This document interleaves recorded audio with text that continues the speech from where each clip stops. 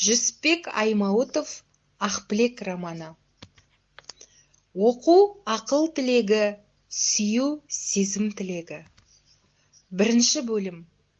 Әңгіме Алтайдың сұлу табиғатымен басталып, Мамырбайдың жайбы рахат өмірі баяндалады. Осы сәтте 4 салт атты елді шауып кетеді.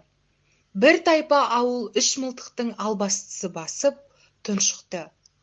Ақбілегін бәйбіше апанға тығып қояды. Ала атты адам жасырған орнын тауып береді. Бәйбіше оққа ұшып, қызды алып қашады.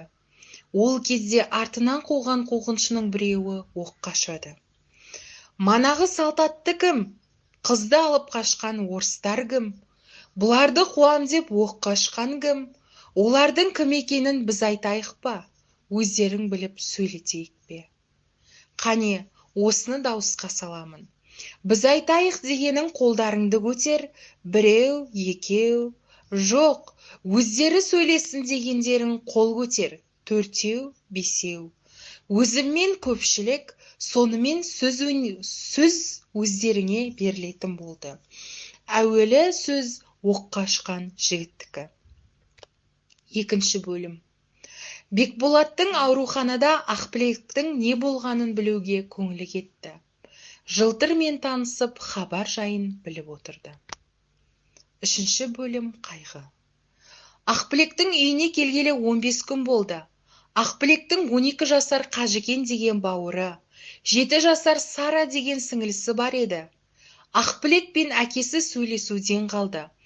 Ақбілектің сырласы Ұрқия, Әмірдің қатыны, Әмір Мамырбайдың немере інісі. Ақбілек бастан кешкендерін жеңгесіне баяндайды. Оның Төлеген деген ағасы 12 жасында қалаға оқуға беріп, 6-7 жыл оқып міне адам болып отыр. Мамырбай әлдекей екеуі сөйлескен соң Ақбілекке жылы қабақ танытты. Ақбілек уайымы сейілгендей болып күйеуін ойлайтын болды. Бір күні Бекболаттан хат келді. Ақсақал үйде жоқ кезінде қонақасыға шақырады. Екеуі бірге болады. Ұрқия Ақбілектен жүктілік белгілерін байқайды. Баланы түсірудің амалын жасайды. Осы кезде Ұрқияда жүкті болды. Мамырбай тоқал алды, есімі Өрік. Төртінші бөлім. Махаббат. Арадан 15 жыл өтті. Үлкен қарағаштың түбінде ертістің шымырлап аққан сына көз салып, бір келіншек шападан жалғыз отыр. Бұл Камила екен. Орысша киінген әйел, сен мұнда қайдан келдің деді. Камила бастан кешкен қорлығын айтады. Жаңағы орысша киінген әйел Ақбілек еді. Ол өз жайын айта бастады. Босанған соң әкесінің көзіне көрінбей Ұрқияның үйінде болдым. Жазда ағам келіп қалаға алып келді. Ағамның қаладан Мағрипа деген ақылды, білімді қызды алды. Мені адам қылған сол. Ағатайым сол жылы Семейге қызметке барды, мені де ала барды.